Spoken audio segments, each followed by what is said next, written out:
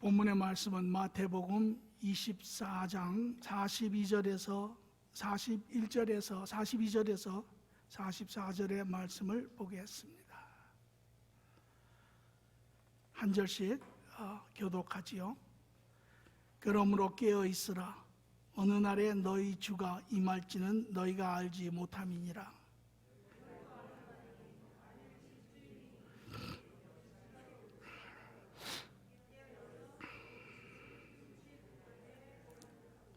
이러므로 너희도 준비하여 있으라. 생각하지 않은 때에 인자가 오리라. 아멘.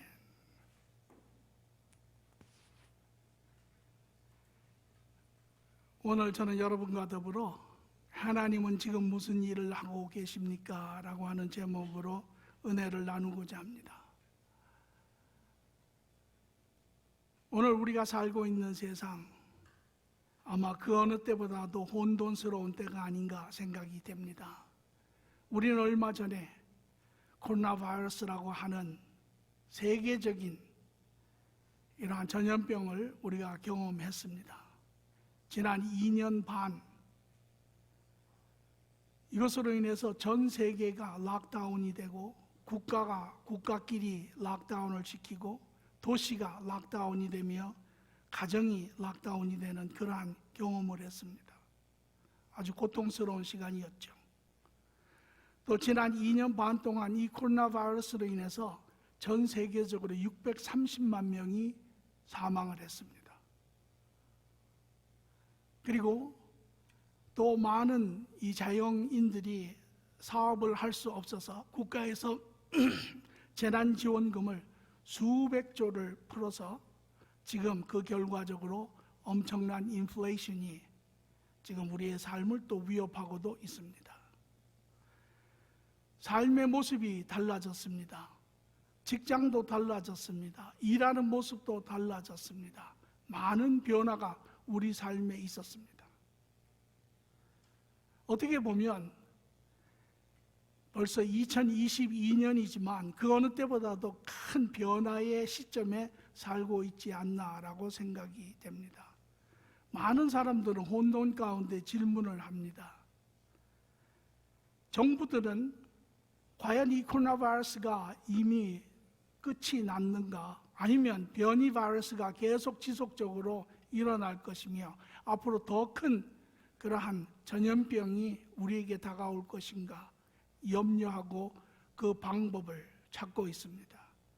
또 비즈니스를 하는 사람들, 이제 큰 인플레이션으로 인해서 지금 고민 중인데 또 한편으로는 이것으로 인해서 경기 침체가 우리에게 온다라고 이야기를 합니다. 지금 전세적으로 금리를 올리고 외환에 문제가 생기고 비즈니스에 문제가 생기고 어떠한 방침이 어떠한 방향으로 비즈니스가 가야 할지 많은 사람들이 질문을 합니다.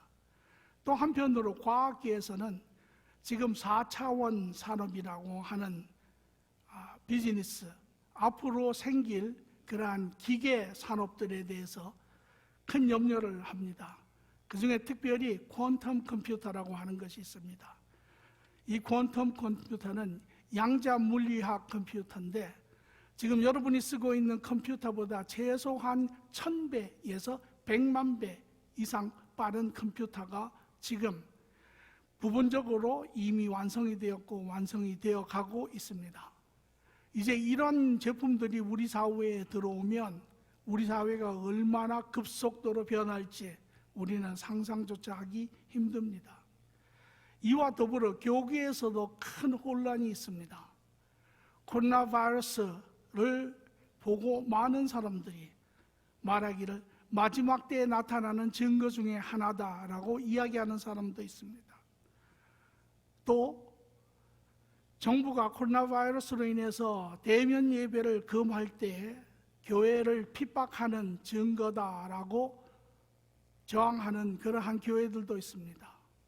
또 한편으로는 코로나 바이러스를 막기 위해서 전 국가가 힘을 합쳐서 백신을 만들었는데 그 백신 안에 칩을 넣어서 사람들을 통제하려고 하는 국가의 정책이라고 하며 백신을 거부하는 사람들도 있습니다. 예수님이 오신 지 2000년이 지났습니다. 우리 모두는 예수님이 오시는 때 곧 오심을 우리는 알고는 있습니다. 시간은 모르지만 이러한 때에 많은 질문들이 있습니다. 그때 우리가 묻는 질문 중에 하나는, 하나님, 지금 무슨 일을 하고 계십니까? 지금 우리는 무엇을 보고 알아야 합니까? 우리의 삶의 길은 어떻게 정하고 가야 합니까? 하는 질문을 하지 않을 수 없습니다. 오늘 우리가 본 본문의 말씀, 그 말씀을 요약하면 주님께서 말씀하시기를 너희가 때는 알 수 없느니라. 그러나 예수님께서 재림하시는 때는 분명한데 너희는 그것을 알고 깨어 너희의 길을 준비하라 라고 이야기를 하세요. 하나님은 여러분과 제가 이 현실 세계에 일어나는 하나님의 뜻을 모르기를 원치 않으십니다. 알기를 원하세요. 우리가 이 하나님의 계획 가운데 일어나고 있는 일을 우리가 바로 이해할 때 우리의 삶이 흔들리지 아니하고 우리의 가는 길이 분명하고 우리는 지혜롭게 그 길을 준비하는 사람들이 될 줄 압니다. 그래서 하나님은 이 세상에 일어나는 일들을 우리에게 알라라고 하시는데 세상은 알 수 없지만 우리는 알 수 있지요. 왜냐하면 하나님께서 우리에게 말씀을 통하여 그의 뜻을 이미 드러내셨기 때문입니다. 오늘 저는 여러분과 아는 이야기도 하고 모르는 이야기도 할 것입니다. 성경의 하나님의 계획을 짧게 요약해서 볼 것입니다. 시간적으로 봐서는 2시간에 걸쳐서 해야 할 이야기지만 그러나 최대한으로 애를 쓰고 노력해서 끝내도록 하겠습니다. 우리가 잘 아는 것처럼 태초에 하나님께서 하나님의 계획에 따라 이 세상을 지으시고 하나님의 자녀를 지으시고 하나님의 가정을 원하셨어요. 그리고 하나님 자녀들과 완벽한 삶을 사시기를 원하셨지요. 그 그림이 에덴 동산에 보여지고 있습니다. 그리고 두 번째 그림으로 나타난 것이 이제 창세기 이후부터 마지막 계시록 18장까지의 이야기인데 그 안의 내용을 보면 이제 하늘로부터 타락한 천사가 내려오고 인간의 조상인 아담과 이브가 유혹을 받아 죄를 짓게 되지요. 죄를 지으면서 두 가지의 큰 변화가 생기는데 하나는 인간이 하나님과 관계가 분리되었습니다. 단절되었습니다. 두 번째로는 이제 타락에 금지된 그 선악을 먹음으로 죄로 인하여 인간에게 또 다른 하나의 성품이 들어왔는데 악의 성품이 들어왔습니다. 그래서 인간은 죄성을 가지고 살게 되었죠. 우리 세상에서 말하기를 인간이 선하냐 악하냐 두 가지 성품을 가지고 있기 때문에 그렇습니다. 그리고 그 결과로 하나님이 예언하신 것처럼 죽음이 인간에게 왔습니다. 그래서 육신의 죽음도 오고 영의 죽음도 영원한 죽음도 왔습니다. 그런데 여기 한 가지 특이한 것은 만약에 인간이 죄를 지었으면 육의 죽음과 영의 죽음이 그 죄를 짓는 순간에 인간에게 있어야 하는 것이 맞지요. 그러면 하나님의 모든 계획은 다 끝나는 것입니다. 더 이상은 없습니다. 그런데 하나님이 이상한 일을 하세요. 여기에 육신의 죽음은 120년 정도로 하나님이 정하시고 영의 마지막 영원한 죽음은 마지막 날 심판날에 결산하시겠다고 연장을 시키고 계세요. 그 이유인즉슨 바로 하나님이 우리를 구원하시고자 하시는 계획이 있으시기 때문에 그렇습니다. 인간을 다시 살리겠다라는 것이죠. 사망에서 생명으로 다시 하나님의 자녀로 회복시켜서 하나님의 과정을 다시 만드시겠다라는 것이 하나님의 심중이고 뜻입니다. 그리고 하나님은 그 사역을 이제 이스라엘로부터 시작을 합니다. 죄 가운데 있는 이스라엘이지만 이스라엘을 통하여 택하시고 이제 하나님의 뜻인 인간과 하나님이 더불어 함께 사는 화목한 그 가정을 성막에서 보이고 계세요. 이것이 구약의 이야기입니다. 그렇죠? 그리고 신약에 들어오면서 예수님이 마침내 그 하나님의 뜻을 완성하실 분이 이 땅에 오십니다.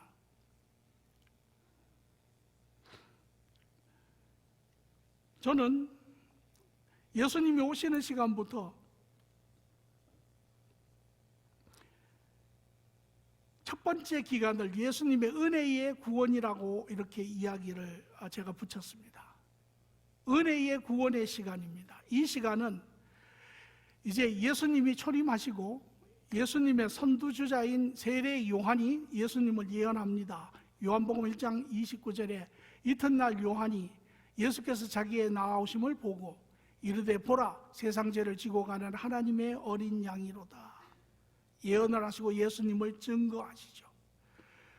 그 이 땅에 오신 예수님은 세 가지의 일을 하세요. 첫째는 하나님의 나라가 어떠한 것인지를 가르치십니다. 하나님의 나라, 하나님이 너희에게 주시고자 하는 삶, 너희 인간이 마땅히 살았어야 하는 삶, 너희의 조상 아담이 죄짓기 전에 살았던 삶, 그가 죄를 지지 않았으면 너희가 더불어 함께 살 수 있었던 삶, 그 삶을 우리에게 보여주세요. 그러나 지금은 너희가 잃어버린 삶. 두 번째로는 우리의 죄에 대해서 이야기를 하세요. 그러나 너희가 그것을 잃어버린 이유는 너희가 죄인 되었기 때문이라. 너희가 죄로 인하여 하나님과 분리되었으며 지금도 너희가 죄 가운데 노예되어 너희는 너희의 뜻대로 의지대로 생각대로 계획대로 산다고 하지만 실상은 너희는 죄의 종로로 타느니라. 왜냐하면 너희의 본질이 타락하였고 너희의 도덕이 타락하였고 너희의 관점이 타락하였고 너희의 행위가 타락하였기 때문이라. 그리고 예수님께서 세 번째로 마지막으로 이제 너희를 구원하는 구원의 길에 대해서 이야기를 합니다. 인자가 이 땅에 온 것은 너희의 죄값을 지불하기 위함이라.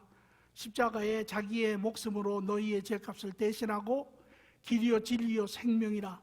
내가 이제 그 길을 열어 너희를 살게 하리라. 생명에서 사망으로 옮겨느니라 라고 이야기를 하세요. 그것을 다 하신 후에 예수님은 한 가지를 더 이야기를 하십니다. 예수님이 교회에 대해서 이야기를 하세요. 그리고 말씀하시기를 제자들에게 마지막으로 묻습니다. 제자들의 3년 교육의 마지막 시험입니다. 너희는 내가 누구라 생각하느냐? 제자들이 말합니다. 어떤 사람은 선지자라 하고 어떤 사람은 레바이라고 하고 어떤 사람은 선생님이라고 합니다. 예수님이 남이 이야기하는 것 말고 너희는 3년 동안 나와 함께 있었으며 듣고 보고 같이 생활을 했는데 너희는 나를 누구라고 믿느냐? 베드로가 말하기를 주는 그리스도시요 살아계신 하나님의 아들이로소이다 라고 고백을 합니다. 그리고 예수님은 마태복음 16장 18절에 말씀하시기를 또 내가 내게 이르노니 너는 베드로라. 내가 이 반석 위에 내 교회를 세우리니 음부의 권세가 이기지 못하리라.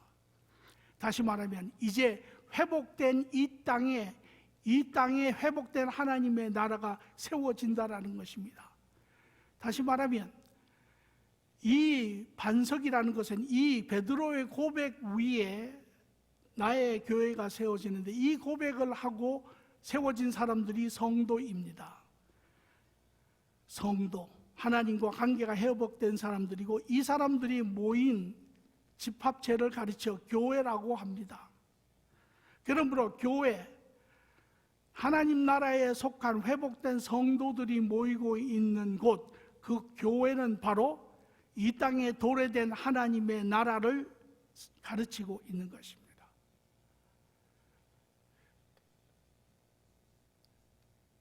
그 후에 예수님은 여러분 다 아시는 것처럼 이스라엘 백성들에게 대적당하고 십자가에 죽으시죠. 로마서 11장 11절을 보니 그것을 이렇게 이야기합니다. 그러므로 내가 말하노니 그들이 넘어지기까지 실족하였느냐? 그럴 수 없느니라. 그들이 넘어짐으로 구원이 이방인에 이르러 이스라엘을 시기나게 함이니라. 이스라엘이 넘어졌다라고 이야기를 하죠. 예수님을 대적하고 죽임으로. 이 넘어짐은 두 가지의 의미를 가지고 있습니다. 첫째는 이스라엘의 모든 믿음의 사람들이 이미 예수 그리스도를 받아들였다라는 것입니다. 예수님이 이 땅에 오셨을 때 이스라엘 백성 가운데는 믿음의 사람과 믿지 않는 사람 두 종류의 사람이 있었는데 거기에 선택이 있었습니다. 믿음의 사람들은 예수 그리스도를 다 받아들였습니다. 그것이 여러분이 사도행전에 보면은 초대교회 예루살렘 교회의 모습이라고 할 수 있습니다. 그러나 이스라엘 백성 중에 믿지 않는 사람들은 예수 그리스도를 대적하고 십자가에 못 박았습니다. 다시 말하면 이스라엘 안에 믿음의 숫자가 이미 다 찼다라는 이야기입니다. 그리고 그 넘어짐이라고 하는 시점을 통해서 믿음의 길이 이제 이스라엘에서 비이스라엘, 이방인 쪽으로 길이 열리고 믿음의 수는 글로 넘어갔다는 것입니다. 그리고 그것이 바로 오늘 여러분과 저입니다. 이스라엘에서 시작하여서 사도 바울이 사도행전에 시작하는 유럽으로 복음이 전하여지고 그 복음은 아프리카로 남미로 전하여지고 북미로 전하여지고 아시아로 전하여지고 전 세계로 복음은 이미 전해졌습니다. 2022년 오늘 여러분과 제가 하나님 앞에 예배를 드리는 그 그림이 바로 여기에 있습니다. 이게 오늘의 이야기입니다. 지금도 많은 이방인들이 구원의 숫자를 채우고 있습니다. 그러나 여기에 하나 알아야 될 것은 이 이방인의 숫자가 다 차면 그 시간이 바로 은혜의 문이 닫히는 시간입니다. 정해진 시간이 있습니다. 무한대로 열려 있는 것이 아닙니다. 그리고 교회의 마지막이 되는 것입니다. 이 시간 기억, 지금 이 현재 시간도 포함한 내용이죠. 이 시간은 예수 그리스도로 인한 그의 은혜로 인한 구원의 시간대입니다. 지금 하나님 앞에 복음이 전하여 선포되고 있고 많은 사람들이 지금도 듣고 그 은혜를 입고 있습니다. 자, 우리의 논리를 한번 펴보겠습니다. 예수님이 초림하셨습니다. 그의 사역을 마쳤습니다. 그리고 그 후임의 사역들이 지금 다 이루어져 가고 있고 그 마지막의 때가 옵니다. 그러면 그 다음은 무슨 일이 일어나야 합니까? 우리의 논리로 보면 예수님이 재림하셔야 합니다. 그의 일이 다 끝났으니까. 그런데 성경은 우리에게 그렇게 가르치지 않습니다. 예수님이 재림하기 전에 한 가지의 사건이 더 일어나고 있습니다. 하나님은 의도적으로 한 가지의 사건을 더 그 사이에 집어넣는데 그 사건은 7년 동안 계속됩니다. 이 사건을 가르쳐 7년 대환란이라 이렇게 이야기를 합니다. 예수님께서는 마태복음 24장에 제자들에게 설명할 때 마지막 때를 이 환란은 이전에도 이후에도 이와 같은 환란은 없느니라. 이것은 우리가 경험해보지 못한 환란입니다. 지난 2년 반 동안 우리가 코로나 바이러스로 경험한 그 경험보다도 훨씬 상상을 초월한 그러한 환란이 우리를 기다리고 있습니다. 그래서 그 사건이 일어나기 전까지의 지금 우리의 시간을 우리가 결론을 지으면 하나님은 모든 사람이 예수님의 은혜의 선물인 구원을 받기를 원하세요. 이것이 하나님의 원계획입니다. 하나님의 원계획은 모든 사람이 예수 그리스도가 주시는 그 은혜의 구원을 다 받기를 원하세요. 그러나 인간은 다 받지 않습니다. 우리가 아는 것처럼 여러분의 주위에 있는 사람처럼 많은 사람들이 아직도 예수 그리스도를 거부하고 대적하는 그러한 많은 사람들이 있습니다. 하나님이 자유의지를 주셨기 때문에 그렇죠. 자, 두 번째, 미래적인 계획입니다. 이제 우리는 미래에 무슨 일이, 또 예수님의 재림이 어떠한 모습으로 우리에게 올지 우리는 분별할 수 있어야 합니다. 두 번째 구간에 일어나는 이 내용을 저는 예수님의, 하나님의 진노의 구원이다라고 저는 표현을 합니다. 어떤 사건이 있습니까? 아까 이야기한 것대로 7년 환란이 예수님 재림, 초림과 재림 사이에 끼어 있는데, 이 7년 대환란이 일어나기 전에 한 가지 특별히 일어나는 일이 있습니다. 그것이 무엇이냐면 바로 예수 그리스도의 은혜의 구원이 문이 닫히고 성도가 더 이상 이 땅에 존재하지 않습니다. 모든 성도들은 휴고, 들림을 받아 올라갑니다. 그 이유는 바로 이제 다가올 대환란의 대상이 아니기 때문에 그렇습니다. 성도는 하나님과 관계가 회복된 자, 예수 그리스도를 주로 받아들인 자, 그 안에서 죄사함을 얻은 자는 진노의 대상이 아닙니다.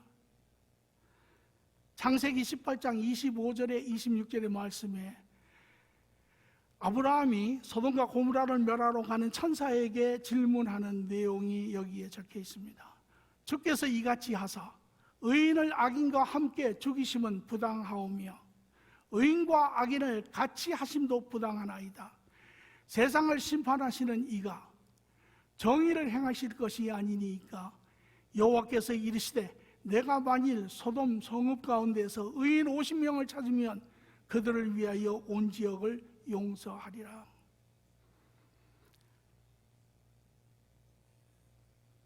이 7년 마지막 7년의 환란의 대상은 바로 예수 그리스도를 거부하고 예수 그리스도를 대적한 자, 하나님이 은혜를 베푸시고 모든 인류의 죄를 위하여 예수님을 이 땅에 보내셨지만, 그러나 불행스럽게도 모든 자가 다 예수님을 받아들이지 않고 거부하고 대적하는 자들, 그들이 그 대상자가 되는 것입니다.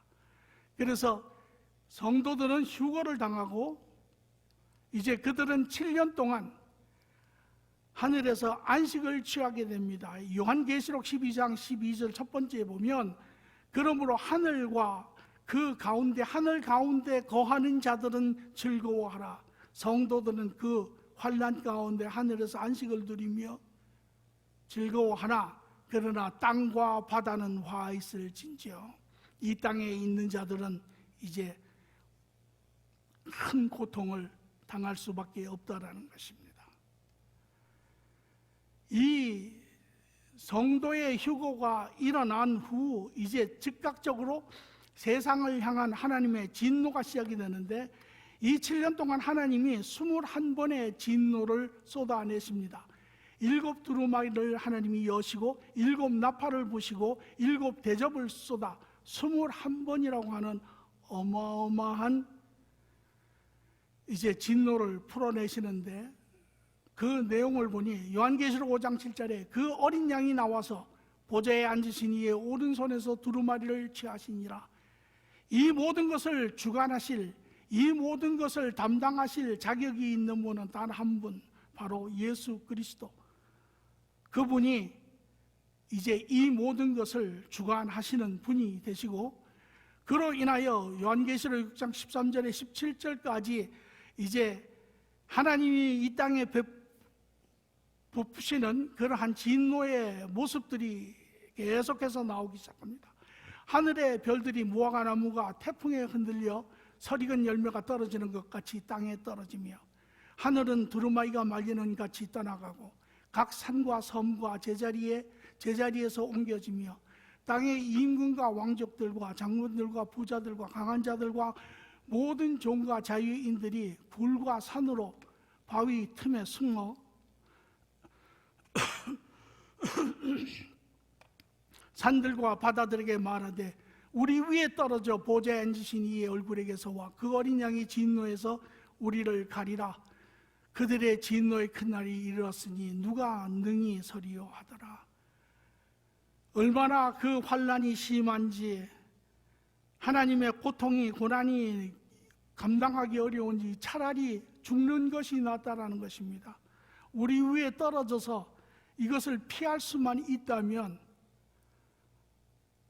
피하기를 원한다라는 것입니다. 이때는 우리가 이제까지 경험한 어떠한 지각 변동이나 이런 것이 아닙니다. 이제 우주의 모든 천체가 흔들리기 시작합니다. 그리고 그 위치를 잃어가기 시작해요. 모든 별들이 떨어지기 시작합니다. 그리고 이 지구가 이제 망가지기 시작하는데, 모든 이 지각 변동으로 인해서 쓰나미와 더불어 모든 화산대가 터지고, 이제 모든 홍수와 가뭄과 기근과 모든 전염병이 이제 인간들에게 다가오기 시작합니다.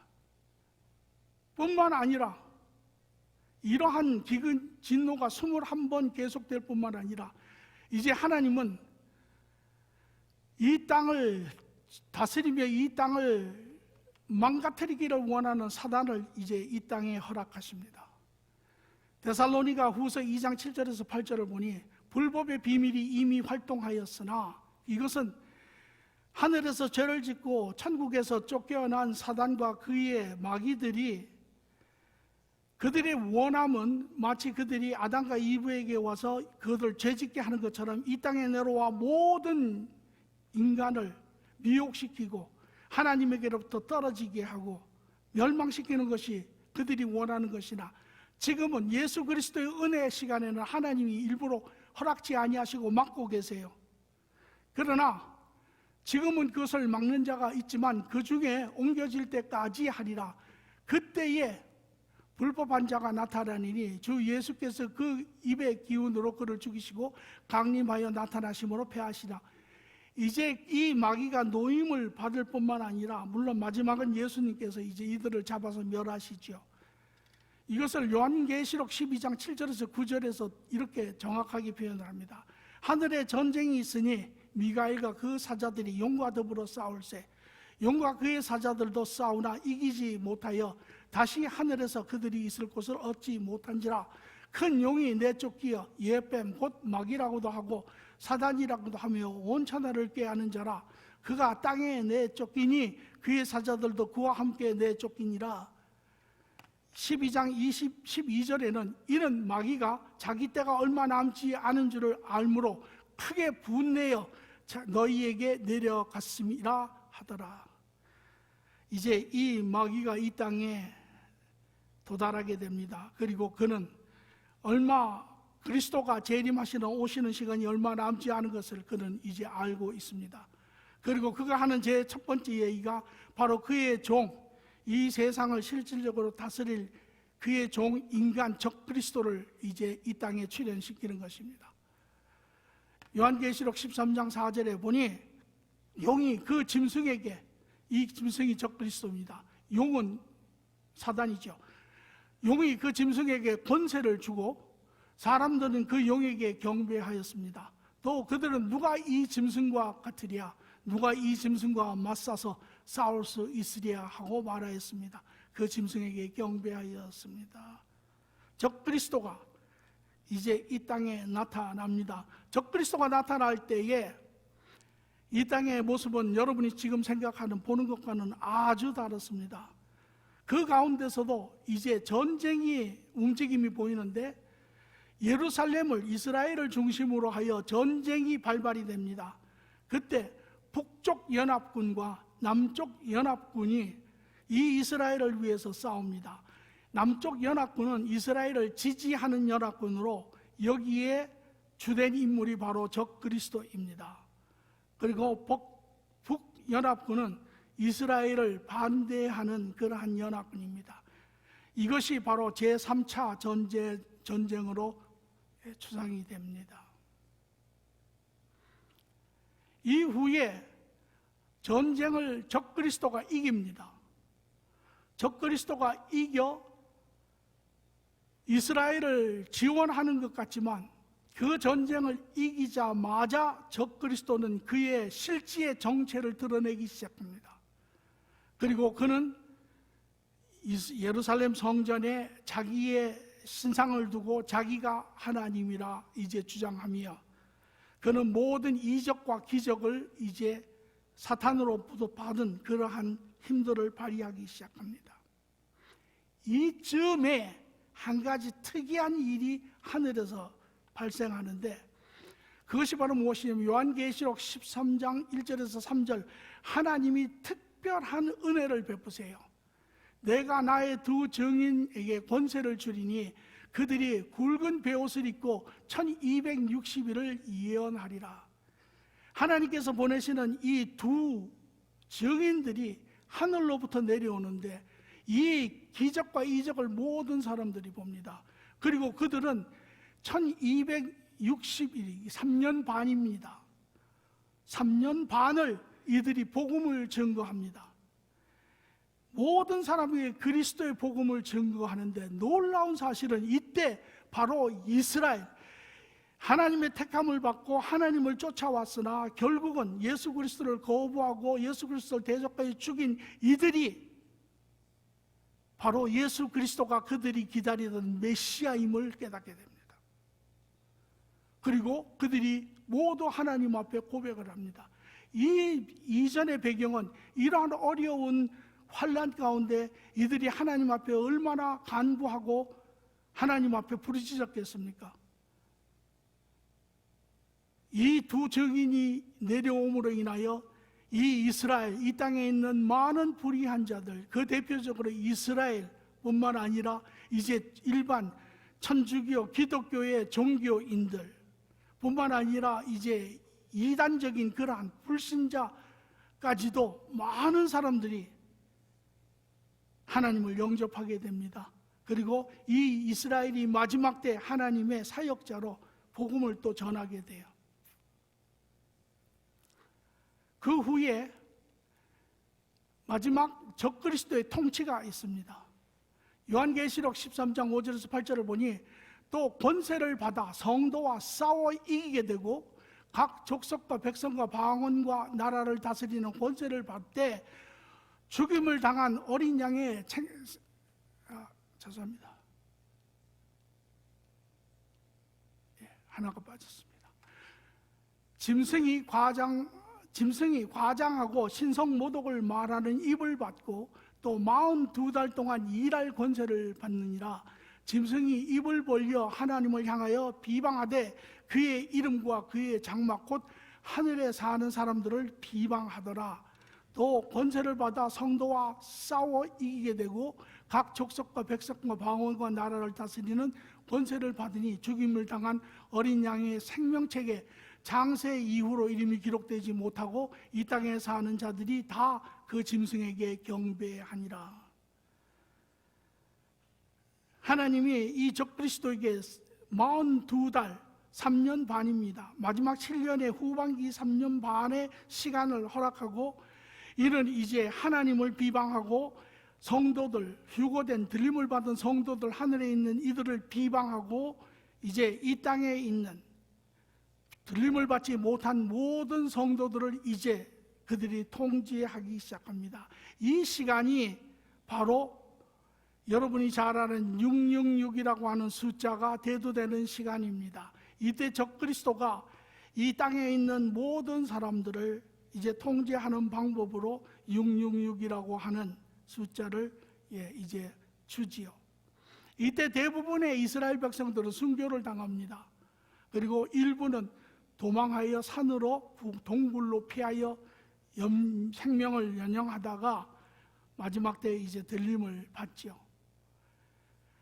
자, 그리고 이것이 마지막이고 이후에 예수님이 재림하시고 모든 것이 끝이 나는 것이 하나님의 계획입니다.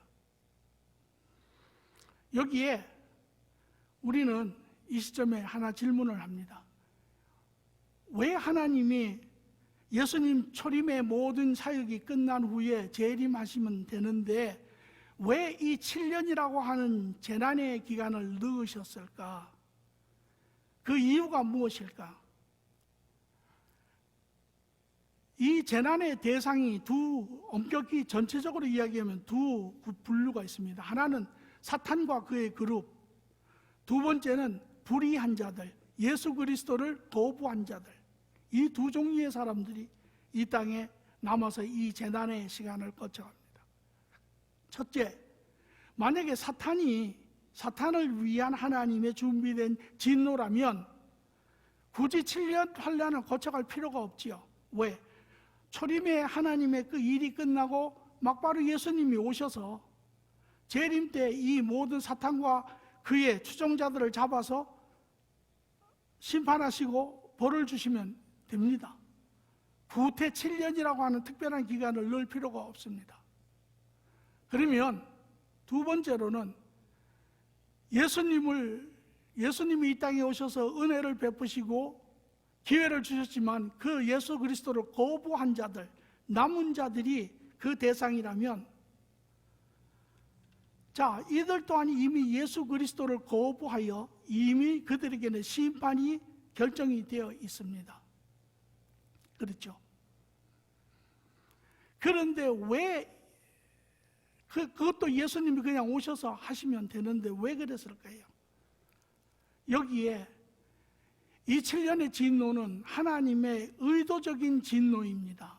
인간이 상상할 수 없는 그러한 고통의 시간입니다. 하나님께서 일부러 의도적으로 그것을 주고 계세요. 그것은 무엇입니까? 우리가 상상할 수 있는 것은, 우리는요, 괴로우면 자기를 바라보게 됩니다. 그렇죠? 또 괴로우면 하나님을 찾게 됩니다.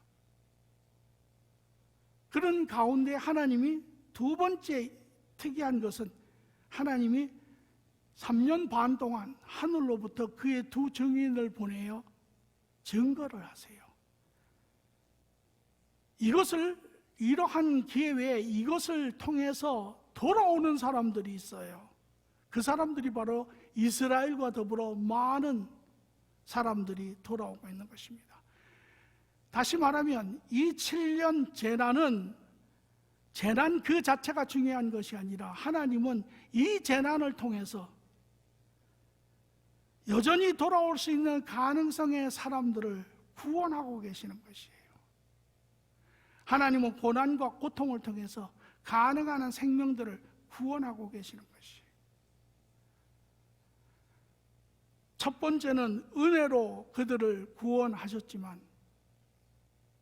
이것이 하나님의 원뜻이죠. 그러나 그 예수 그리스도를 거부하고 대적하는 자들을, 밀어내는 자들을 이제 고난을 통해서라도 깨닫게 하시고 다시 돌아올 수 있는 기회를 주셔서 그를 구원하시기 하고자 하는 것이 이 환난의 원목적입니다. 그러므로 7년 환난을 하나님이 고난 가운데 하나님의 백성들을 구원하고자 하는 두 번째 구원의 기회입니다. 하나님 뭘 하고 계십니까? 하나님은 초림부터 재림까지, 지금도 앞으로도 시간이 될 때까지 이 세상에는 엄청난 일이 생길 것입니다. 사람들은 그것을 보고 별의별 이야기를 다 할 것입니다. 그러나 그 안에 있는 하나님의 심중은 바로 하나님은 끝까지 참으시며 은혜로 또는 고난으로 자녀의 생명을 구하시기에 최선을 다하고 계시는 것입니다. 오늘 이것이 하나님의 계획입니다. 여러분, 하나님의 계획은 우리가 살고 있는 이 세상에 이루어지고 있지요. 오늘 하나님의 계획을 우리가 바로 알 때 우리는 비로소 우리가 살고 있는 이 현실 안에 일어나는 일을 분별할 수 있는 능력이 생깁니다. 그리고 그것이 분별이 될 때 우리는 우리가 살아야 하는 삶의 길을 우리는 굳건히 할 수 있습니다.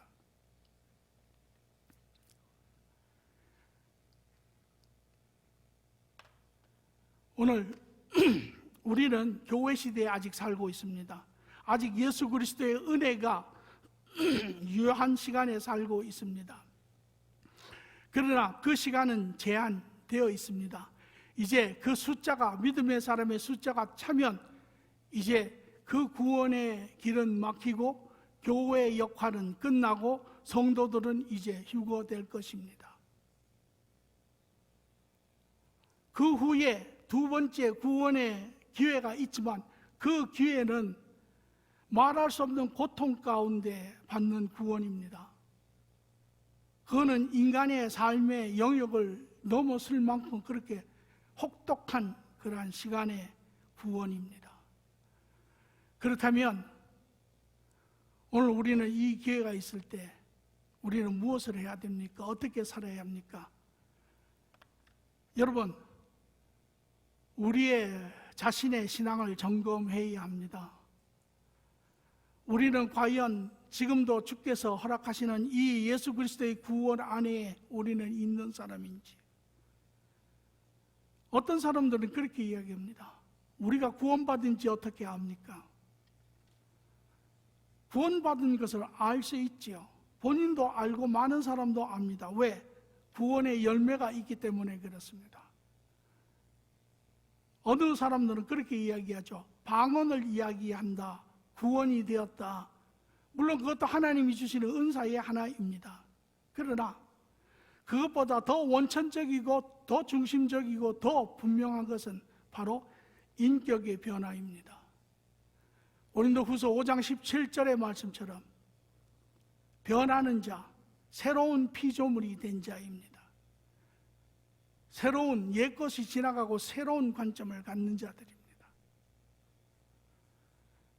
여러분은 예수 그리스도를 개인적으로 아십니까?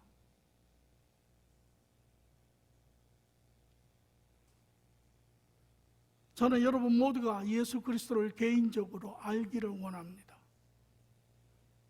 그러면 어떻게 아는 것이 예수님을 개인적으로 아는 것입니까?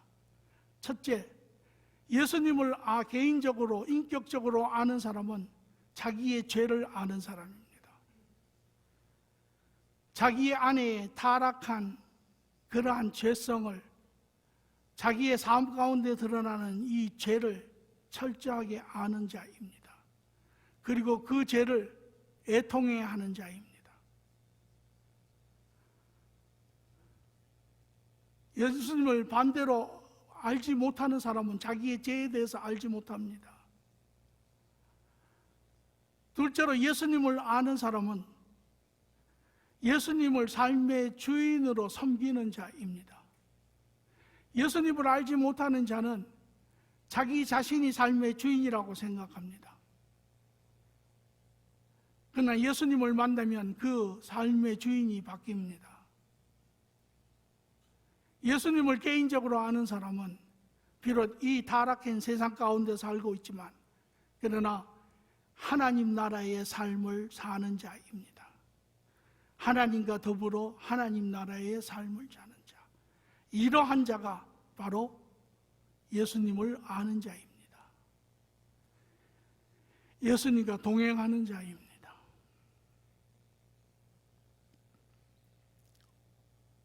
오늘 성경은 우리에게 경고하고 있습니다. 마태복음 25장 10절에서 12절의 말씀을 보면 12처녀의 이야기가 나오고 있습니다.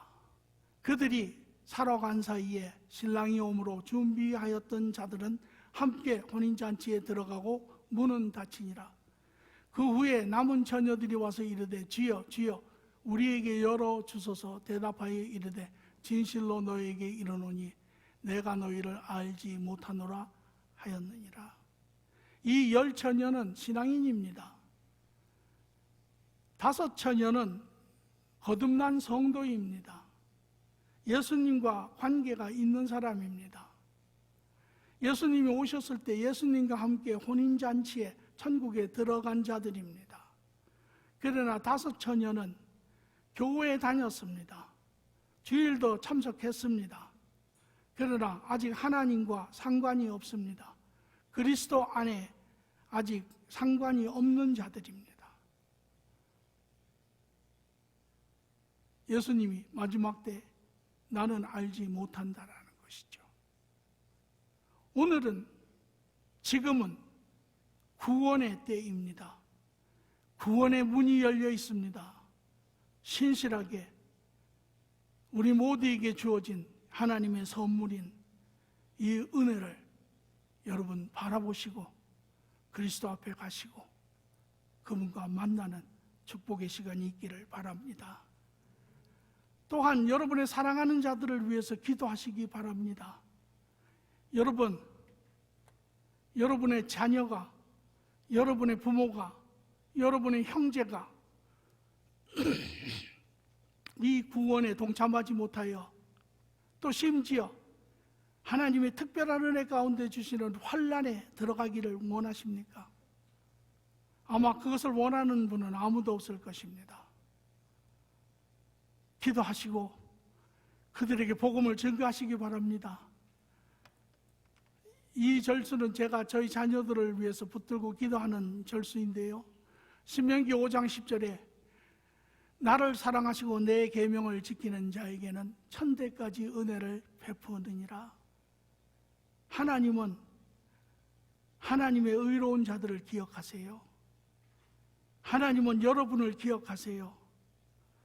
여러분을 통하여 여러분의 자녀들을 기억하세요. 여러분을 통하여 여러분의 부모를 기억하세요. 사도행전에도 말하기를 주 예수를 믿으라. 그리하면 너와 너의 집이 구원을 얻으리라. 하나님이 특별한 은혜를 베푸세요. 여러분 자녀의 신앙 여러분 뜻대로 됩니까?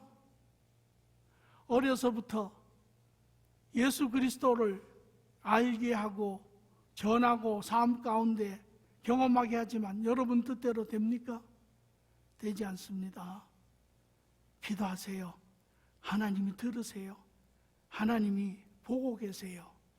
그리고 하나님이 특별한 은혜를 베푸십니다.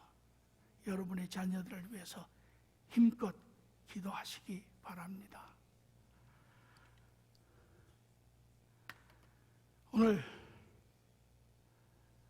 우리는 하나님의 계획을 보았고 이제 세상은 이 계획에 따라 움직여갈 것이고 여러분과 저는 이 계획에 따라 세상 안에 돌아가는 하나님의 일들을 통하여 우리는 그 때를 알고 그 상황들을 우리는 이해할 것입니다. 그리고 거기에 합당한 그러한 삶의 길들을, 방향들을 정해서 살 것입니다. 오늘 우리 같이 한번 기도하겠습니다.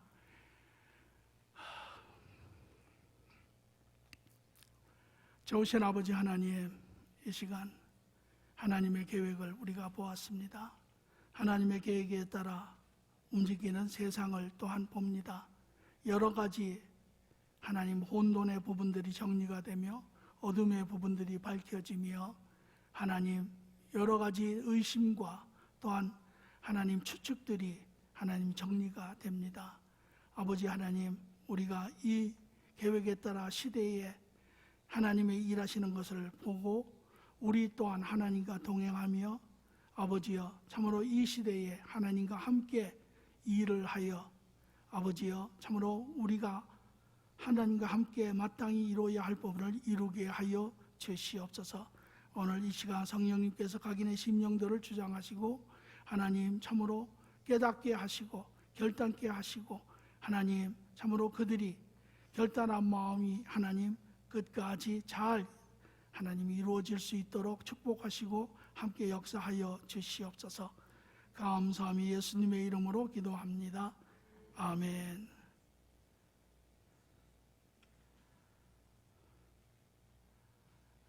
네, 마지막 때에 기도하고 말씀 보기에 게으르게 하지 마시고 열심히 하시기 바랍니다. 이 말씀 먹기는요, 제가 그런 간증을 한번 한 적이 있는데요, 여러분들이 성경을 읽으시고 중간에 자꾸 그만두시는 이유가 물론 성경이 지루한 그런 것도 있지만 또 이게 어디서 자꾸 이야기가 끊어지고 연결이 안 되고 이런 부분, 그래서 여러분들이 구약에 가서 뭐 열왕기 이런 거는 읽기가 쉽죠. 연결이 잘 되니까. 그런데 이 성경이 가지고 있는 비밀이 무엇이냐면 성경은 연대기로 적혀 있지만 막 섞여 있어요. 뒤죽박죽 막 섞여 있습니다. 그래서 여러분들이 한번 읽어가지고는 무슨 소리인지 몰라요. 제가 인디안 레저베이션에 말씀을 전하러 다니는데 지금 아마 제 생각에는 한 50번, 100번 가까이 간 것 같아요. 그런데 갈 때마다 전에는 어느 구간을 지나가면 다음 구간이 어딘지 이렇게 떠오르지가 않았었어요. 그런데 최근에 어느 순간에 생각지도 않았는데 벼랑간 그 구간들이 다 기억이 나기 시작을 하는 거예요. 그래서 제가 깨달았어요. 아, 성경을 읽는 것이 이와 같다. 처음에는 그것이 기억이 하나도 안 나지만 여러분들이 지속적으로 그것을 읽고 또 읽고 읽다 보면 그것이 어느 순간에 하나님의 도우심 가운데 그것이 다 보이기 시작을 해요. 그리고 뒤죽박죽으로 섞였던 것이 풀어지면서 전부 제자리에 가서 앉기 시작을 합니다. 예. 그러니까 계속해서 지속적으로 보셔야 해요. 그러면 여러분 모두에게도 그런 아주 즐거움의 시간이 임하게 되지요. 그래서 하나님과 기도하시고 말씀 보기 열심히 하시고요. 또 교제는 당분간 중지되어 있고 엄 목사님은 지금 한국에 출타 중이시고요. 저희 교회 지금 보시면 뭐 다 아시겠지만 새로 음향 시설을 다 깔았습니다. 그리고 저희 교회가 옛날에 쓰던 프로젝트들이나 뭐 이런 음향 스피커나 이거는 저희가 멕시코에 있는 만남입니다. 만남선교센터에 저희가 기증을 했습니다. 그래서 그곳에서 이제 선교센터로 신학생들도 가르치고 교회도 하고 여러 가지 다목적에 잘 유용하게 써서 많은 도움이 되리라 믿습니다. 이상입니다.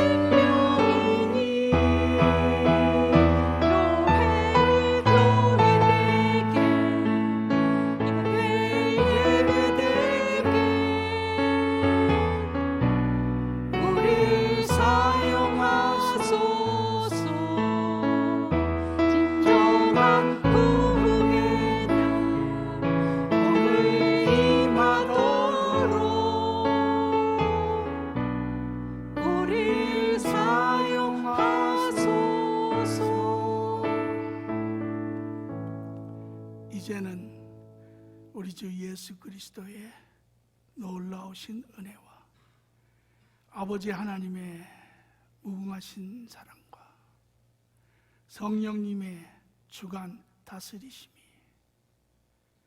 오늘 하나님의 뜻을 확인하며 이제 세상 가운데 일어나는 분별력을 바라보며 그 가운데 하나님과 함께 동행하고자 하는 모든 믿음의 식구들 머리 위에, 가정, 자녀 위에, 학업, 직장 위에 지금부터 영원토록 함께 계실지어다. 아멘.